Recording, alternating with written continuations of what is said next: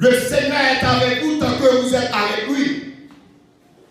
Cela demande un minimum de sacrifice pour être avec les Seigneurs. Mais je dois vous dire que Dieu est toujours là. Peut-être ou même dans l'incompréhension, vous font bagarre.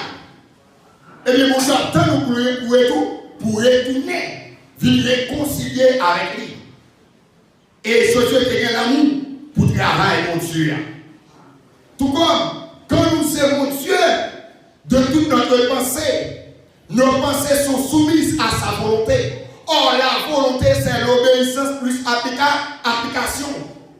Il faut obéir à la parole de Dieu. Dans Deutéronome chapitre 28, ou bien ce que Dieu a déclaré. Pour obtenir cette bénédiction, vous devez obéir à mes ordonnances. Voyez-vous, quand Dieu est avec vous, vous n'avez pas de décision, vous n'avez pas de choix, parce que c'est Dieu qui gouverne votre vie. Et comme l'apôtre Paul nous a dit, si je vis, ce n'est plus moi qui vais, la raison pour laquelle l'apôtre Paul ne peut pas décider de n'importe quelle manière. Il doit décider conjointement avec Dieu. C'est ce qui arrive avec le roi Lazare. Dans les 5 premiers versets du 2 Corinthiens chapitre 14. Et Lazare, un serviteur qui veut obéir à la parole de Dieu. Un serviteur qui veut écouter la parole de Dieu.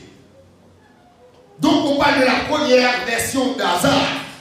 L'expérience du roi d'Azar sur 2 plans, le plan politique et le plan religieux.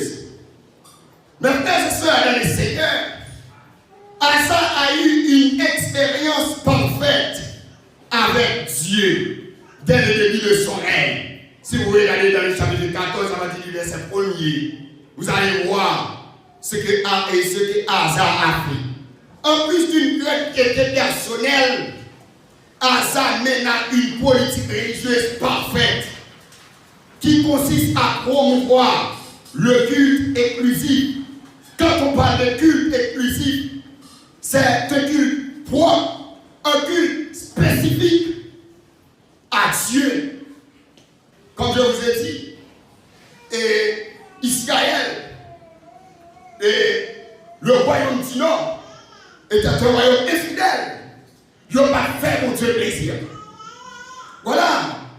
Il dit, Azar, au commencement, a lutté contre le culte des